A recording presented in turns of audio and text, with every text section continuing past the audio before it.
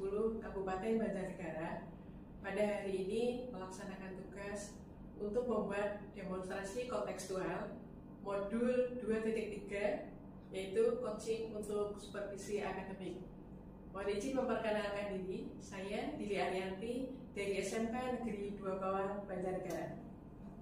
Saya Imam Santoso dari SMK Negeri 2 Karangkobar, Kabupaten Banjarnegara. Saya Hartawan dari SMK Negeri 1 Bawang, Banjarnegara. Saya Sugiarto dari SD Negeri 3 Ambal, Kecamatan Karangkobar, Kabupaten Banjarnegara.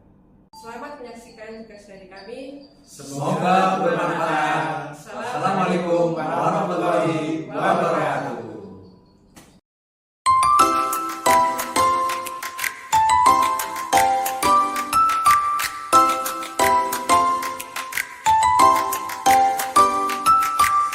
Assalamualaikum warahmatullahi. Waalaikumsalam warahmatullahi wabarakatuh. Silakan duduk Pak Imam. Terima kasih Pak Hartawan. Bagaimana kabarnya Pak Imam? Alhamdulillah sehat. Baik Pak Hartawan, gimana kabar? Sehat juga Pak Imam. Alhamdulillah. Begini Pak Imam, Gimana? kita dalam hal ini kita akan berdiskusi Pak. Siap. Jadi terkait dengan nanti kan panjenengan mau melakukan coaching panjenengan sebagai coach dan nanti teman atau rekan panjenengan itu sebagai coach. Terus saya itu ingin mengamati panjenengan dalam proses coaching sesuai dengan algoritma atau belum. Terus bagaimana bisa panjenengan itu memberikan pertanyaan-pertanyaan yang berbobot begitu loh Pak.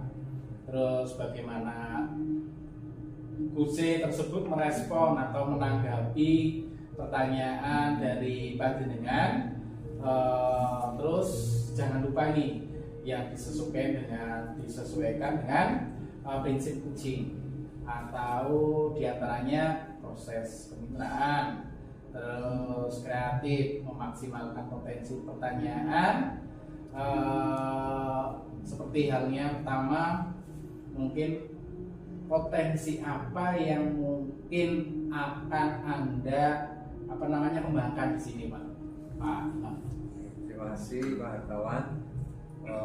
Kompetensi yang ingin saya kembangkan dalam ini yang pertama adalah mendengarkan aktif, kemudian bisa hadir sepenuhnya, kemudian kompetensi memiliki atau membuat pertanyaan yang berbobot. Oke, bagus itu Pak. Pertanyaan kedua ini Pak, kira-kira kompetensi mana yang ingin Pak Imam itu kembangkan secara spesifik yang ingin dioperasi nantinya? Oke Pak Hartawan. Yang pertama adalah mendengarkan aktif, kemudian yang kedua kompetensi pertanyaan yang berbobot. Oke, pertanyaan berbobot. Terakhir ini indikator bagaimana yang diinginkan Bapak dalam melakukan proses ini atau coaching ini Pak.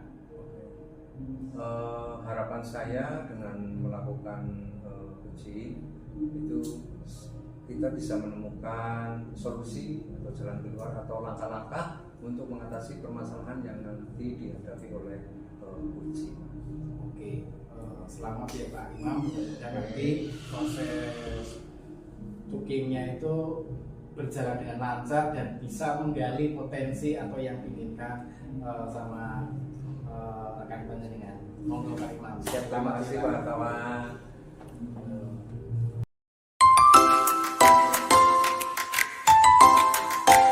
Assalamualaikum, selamat siang Bu Dili. Selamat siang Pak Imam. Gimana kabar Bu Dili hari ini? Alhamdulillah sehat baik. Ini terus waktunya Pak Imam. Tidak apa-apa Bu Dili. Bagaimana Bu Dili? Ada yang ingin disampaikan? Oke Pak Imam, ini jadi saya mau menyampaikan problem atau masalah ya. Di kelas saya itu ada beberapa anak yang motivasinya rendah sekali. Motivasinya rendah, kemudian secara prestasi mereka juga, kalau kalimat saya, tidak baik-baik saja. Tidak baik-baik saja. Iya. Gitu ya. Ya, ini kan jadi khawatir Pak Imam. Kalau tidak segera kita tindak, tidak ekspektasi, berarti berlarut-larut nanti sekolah jadi salah. Jadi Pak Imam Itu ya begitu ya. Jadi hal yang ingin dituju atau tujuan dari kita sharing-sharing lah ya hari ini, itu panjenengan ingin mendapatkan jalan keluar atau solusi atas permasalahan siswa-siswi Bu Dili motivasi siswa yang kurang memiliki motivasi siswa untuk belajar. jadi Pak Imam. Oke, barangkali Bu Dili bisa cerita lebih detail permasalahan yang dihadapi Bu Dili dengan putra putrinya. Oke, jadi sebenarnya tidak semua Pak Imam. Kita yang paling menonjol, paling ekspresif itu hanya 3 siswa sebenarnya. Jadi secara akademik nilai mereka itu tidak sebaik kemampuannya, katakanlah tidak terburu di kelas itu. Kemudian saat pembelajaran tidak fokus dan saat diberikan PR tidak pernah mengerjakan Pak Imam. Dari awal semester, ini sudah hampir akhir semester, kondisinya seperti itu. Saya berikan motivasi masih seperti itu. Oke. Oke. Jadi intinya ada 3 anak ya, 3 anak ya, saja, yang memang memiliki ingin mendapatkan perhatian mungkin ya dari kita untuk mengatasi permasalahan yang mungkin berbeda antara anak yang satu dengan anak yang lain. Kemudian selama ini apa sudah ada upaya yang dilakukan dari Bu Dili untuk mengatasi anak-anak itu memang yang pertama saya tembusi sama orang tua, karena biasanya anak seperti itu berangkat dari rumah gitu. Nah kebetulan 3 anak ini karakter orang tuanya hampir sama, adalah kalau bahasa saya ya bodoh-bodoh sekolahan. Itu sehingga saya kurang mendapatkan jawaban yang spesifik. Kenapa sih mereka jadi seperti itu? Itu hampir sama dari 6 orang ya, 6 orang dari 3 anak itu karakternya hampir sama. Nanti mau gue guru, itu jawabannya jadi saya. Seperti itu. Oke.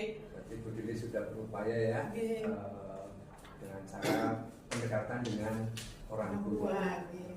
Tapi dalam hal ini belum berhasil ya Bu ya? Belum berhasil. Belum menemukan jawaban yang pas dari problem yang dibutuhkan. Terus kira-kira Bu Dili sendiri itu punya gambaran lagi atau tidak strategi atau langkah-langkah yang ingin ditempuh? Kalau tadi kan baru dengan orang tua, nah itu mungkin mungkin lain ya mungkin kan ada. Nah, sehingga nanti dari panjenengan mengidentifikasi permasalahan yang dihadapi anak kan nanti kita bisa mencari strategi yang paling tepat. Kira-kira ada lagi permasalahan yang dihadapi? Nah ini anak sih ya Pak Imam. Rata-rata itu kalau ditanya jawabannya adalah materinya terlalu sulit. Kemudian tidak suka siapa pelajaran itu. Terus yang ketiga yang jelas mereka itu seperti mempunyai persoalan dari rumah di luar lingkungan sekolah, mereka ada persoalan. Nah itu yang sempat saya tangkap itu adalah persoalan main HP sehingga tidurnya malam, pagi-pagi baru telat, orang tua tidak membangunkan karena sudah sibuk. Itu yang utama menurut saya. Kemudian yang lain, yang masalah yang lain adalah kurangnya rasa percaya diri. Sehingga sudah kalau seperti itu mereka merasa ketinggalan, mereka tidak mau berdengar di teman-teman, tidak mau pakai main. Jadi ya sudah diam, bertahan dengan malasnya. Nah itu kemudian yang berikutnya adalah bisa jadi gaya belajar yang diterapkan guru tidak sesuai dengan gaya belajar mereka, sehingga tidak berminat terhadap mata pelajaran, kemudian tidak suka jangan berperan aktif itu karena merasa gaya belajar yang disampaikan guru yang guru tidak sesuai. Itu kemudian, nah ini kelas kan dikatakan kelas aktif,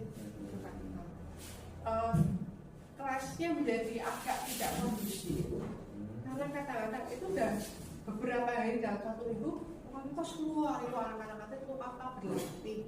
Nah 3 anak ini kebetulan itu masuk ke situ posisinya dulu dalam prestasi akademik. itu bukan anak aktif, sehingga seperti itu mereka mendapatkan lingkungan yang tidak sesuai. Yang lain seperti santai latihan tapi dia tidak. Yang berikutnya adalah yang terakhir saya sampaikan, kurangi dukungan dari orang tua. Seperti itu Pak Imam. Itu jadi permasalahan yang Bu Dili hadapi ya. Ada yang faktor itu dari dalam anak itu, kemudian ada faktor yang dari lingkungan. Kira-kira selama ini upaya-upaya apa yang sudah dilakukan panjenengan? Tadi sudah komunikasi dengan orang tua ya. Sudah komunikasi itu kan hubungannya dengan faktor dari luar ya. Kemudian hubungannya dengan anak sendiri. Dengan anak di kelas ya Pak Imam. Yang pertama disiplin positif. Pasti membiasakan anak datang sebelum bel. Kemudian ketika bel mereka berbaris di depan kelas, masuk, kemudian periksa perhatian. Yang berikutnya adalah kita melaksanakan doa, itu nilai-nilai religi kita di situ. Kemudian kita biasa menyanyikan lagu kebangsaan atau lagu-lagu wajib dari negara kita. Itu dalam rangka menguatkan jiwa nasionalisme, semangat belajar untuk negeri dan seterusnya. Itu yang harus saya lakukan, Pak Imam. Itu sebenarnya sudah sangat luar biasa Bu Dili, tapi permasalahan tadi kan juga ada yang hubungannya dengan kondisi kelas yang mungkin kurang kondusif begitu ya. Nah, untuk itu kira-kira dalam gambaran Bu Dili ada strategi mungkin supaya kelas itu bisa menjadi kondusif? Menjadi kondusif itu bukan suatu masalah yang bisa berdiri sendiri menurut saya sih Pak Imam. Dari melihat banyak kelas yang terjadi, menurut saya itu ada beberapa tahap yang memang saya seharusnya sudah melaksanakan dari dulu ini, tapi baru saya konsultasikan ke Pak Imam nanti mohon penguatan seperti apa. Jadi saya sudah merencanakan yang pertama adalah memberikan materi pembelajaran yang lebih menarik, yang itu nanti akan kami sesuaikan dengan kehidupan siswa di awal masyarakat yang sesungguhnya. Kemudian yang kedua, memberikan metode pembelajaran yang menarik dan interaktif. Yang terakhir ini interaktif memang masih jarang kita lakukan, mungkin bukan hanya saya, guru yang lain itu sama, datang memberikan pembelajaran, kasih tugas, mengumpulkan. Kita jarang sekali ngobrol kegiatan anak-anak kemarin, hari ini, atau dulu, itu jarang. Ini yang nanti akan coba saya intensifkan. Kemudian yang berikutnya adalah memberikan penghargaan. Ya, bahasa Banjarnya orang ketang begitu ya. Oh, ketika jos paten itu jos dalam rangka apa? Dulu kan kita ranking 1 itu kasih penghargaan juara ini kan. Nah ini kelihatannya harus mulai mengubah pola pikir Pak Imam. Anak-anak yang datang tidak terlambat itu adalah juara. Anak-anak yang datang memakai seragam dengan baju saturan itu adalah juara. Kemudian anak-anak yang bisa berdoa dengan suci Fatihah dan seterusnya itu adalah juara yang nanti patut saya berikan, kita berikan apresiasi. Itu adalah penghargaan. Kemudian jadi yang paling penting ciri-ciri makhluk hidup kata guru IPA adalah ngobrol, komunikasi. Kadang-kadang iya kita itu orang tua suka ego, benerin ya begitu Pak Imam. Jadi suatu hari itu akan saya ubah dari diri dulu, kita coba ngobrol memahami mereka, masuk ke dunia mereka. Kalau saya berpikir itu gampang diucapkan, tapi pasti akan banyak tantangan di sana. Kita masuk ke dunia anak-anak di zaman yang sudah luar biasa, keracunan Android yang luar biasa. Tapi kita coba, kita akan intensifkan komunikasi saya dengan anak-anak. Yang berikutnya adalah yang tadi, kalau 1, 2, 3 kali tercapai, insya Allah baru kita masuk ke lingkungan yang kondusif. Lingkungan belajar yang kondusif, di mana nanti anak-anak sudah tahu hak dan kewajibannya apa. Karena tidak atlet harus belajar, karena atlet ya keluar tapi jangan lupa belajar. Nah, nanti mohon penguatannya Pak Imam, nanti selaku pakar kurikulum mengingatkan kepada semua untuk sama-sama menjaga lingkungan belajar yang kondusif dari kelas 2. Kira-kira seperti itu Pak Imam. Oke, terima kasih Bu Dili. Ide-ide yang sangat luar biasa, sangat bagus untuk mengatasi permasalahan yang dihadapi Bu Dili dan mungkin juga dihadapi oleh guru-guru yang lain. Mudah-mudahan strategi-strategi yang tadi sudah disampaikan Bu Dili itu bisa berjalan dengan baik sesuai dengan harapan. Nanti setidaknya Bu Dili nanti di dalam memilih strategi yang tadi sudah disampaikan Bu Dili itu yang paling tepat untuk menangani anak, karena tentunya anak yang satu dengan anak yang lain memiliki permasalahan yang berbeda-beda. Oke, terima kasih Bu Dili. Kira-kira kapan ini Bu Dili mau menerapkan actionnya? Jadi sudah hari Rabu, insya Allah nanti Senin kita sudah akan merubah apa yang dirasakan anak-anak. Tentu saja dengan dukungan semua pihak. Oke, terima kasih Bu Dili. Mudah-mudahan perbincangan kita pada siang hari ini bisa bermanfaat bagi Bu Dili sendiri maupun bagi saya, dan mungkin nanti bisa kita tularkan kepada rekan-rekan yang lain dalam rangka mensukseskan visi misi di sekolah kita. Terima kasih Pak Imam. Sama-sama. Penguatannya juga terima kasih. Saya jadi lebih mantap ini untuk melaksanakan perbaikan pembelajaran. Oke, sama-sama Bu Dili. Terima kasih Pak Imam. Sama-sama. Waalaikumsalam.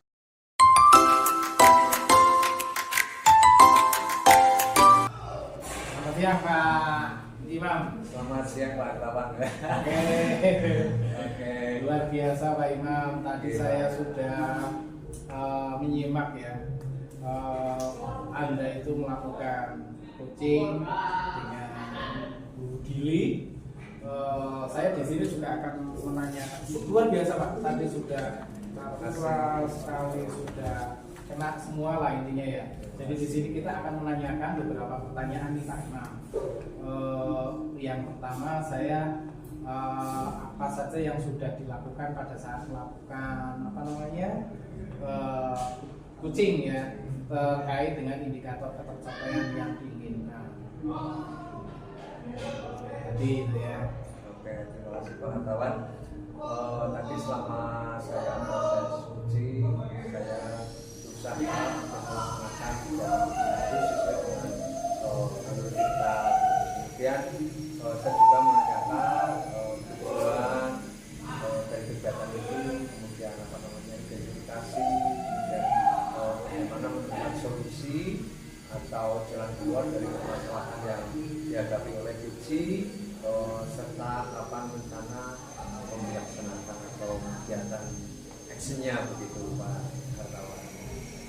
Ya, menurut saya itu tadi saya sendiri sebagai observer sudah berjalan dengan baik Pak. Tadi juga prosesnya dengan memberikan pertanyaan-pertanyaan yang sifatnya berbobot itu pada Bu Dili itu sudah luar biasa sekali, sehingga guru Anda itu bisa menemukan solusinya sendiri Pak. Dari permasalahan yang tadi disampaikan ke Pak Imam, ternyata Bu Dili sudah bisa mencari solusinya sendiri. Ya, kita tunggu bagaimana potensi lagi yang ingin dikembangkan sama Pak Imam terkait dengan tadi proses coachingnya. Oke, terima kasih Pak Hartawan. Yang ingin saya kembangkan lagi tentu bagaimana kita bisa lebih baik lagi di dalam melakukan proses coaching itu. Kita memahami di dalam coaching yang baik itu yang seperti apa. Oke, belajar kembali Pak. Belajar sepanjang hayat ya Pak Imam. Belajar dan terus belajar ingin bagaimana kompetensi yang harus dikuasai oleh seorang coach. Nah, itu yang ingin lebih dalam lagi saya gali atau saya pelajari. Semangat Pak Imam. Okay. Terima kasih. Semoga ke depan panjenengan bisa melakukan proses-proses seperti ini dengan yang lebih baik lagi. Terima kasih Pak Hartawan atas masukan-masukannya. Sangat bermanfaat sekali buat saya untuk perbaikan diri saya ke depan Pak. Terima kasih. Oke, terima kasih sama-sama Pak Bisa Hartawan. menjalankan aktivitasnya lagi. Amin. Untuk Pak Hartawan. Sama-sama. Assalamualaikum. Waalaikumsalam.